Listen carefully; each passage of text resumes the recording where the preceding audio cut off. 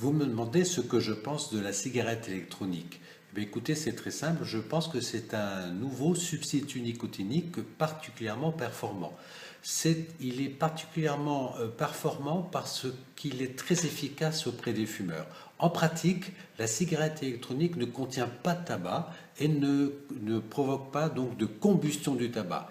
Or, c'est la combustion du tabac qui fabrique les goudrons responsables de cancer, le monoxyde de carbone responsable d'infarctus du myocarde et les particules fines solides responsables de bronchite chronique.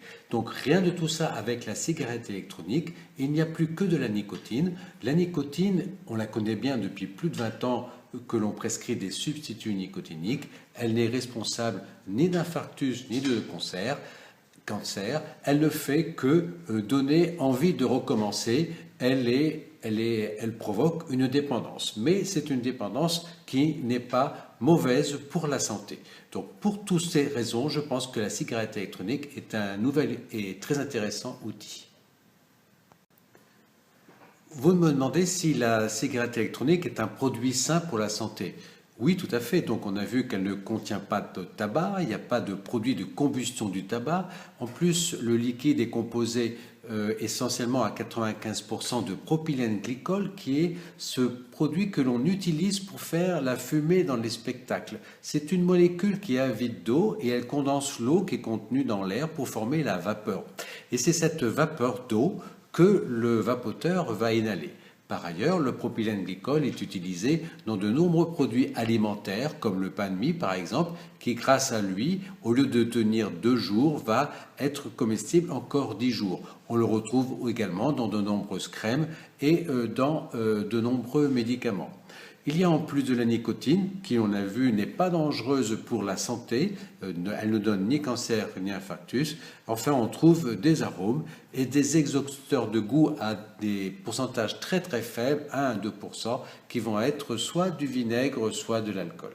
Donc, pour tout le contenu des liquides est fondamentalement pas dangereux pour la santé et le fait de vapoter n'est pas dangereux du tout. Vous me demandez si j'ai déjà prescrit la cigarette électronique pour des fumeurs. Oui, bien entendu, car c'est une demande très très forte.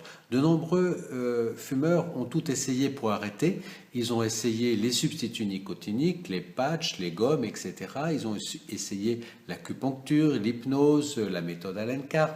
Bref, ils sont en situation d'échec. Eh bien, la cigarette électronique leur donne une nouvelle chance et elle est particulièrement efficace car elle résout non seulement les problèmes de manque physique à la nicotine, comme les autres substituts nicotiniques, donc l'irritation, l'envie de fumer, les fringales, mais en plus, elle comble le manque psychologique de la cigarette qui est ce plaisir qui est procuré par son usage. Donc la cigarette électronique est pour moi devenue un outil très très important pour aider les fumeurs à quitter le tabac.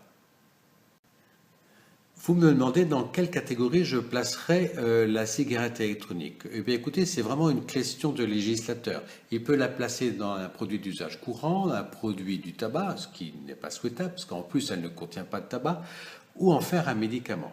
En pratique, vous savez, il faut savoir par exemple que le sucre, qui est un produit dans le fond qui est très dangereux, qui donne du diabète, des obésités, des cancers, des infarctus, et on a plusieurs substituts, dont l'aspartame. L'aspartame aurait pu de ce fait être un médicament. Il a du reste appartenu à un laboratoire qui était le laboratoire Searle. Eh bien non, c'était un produit d'usage courant.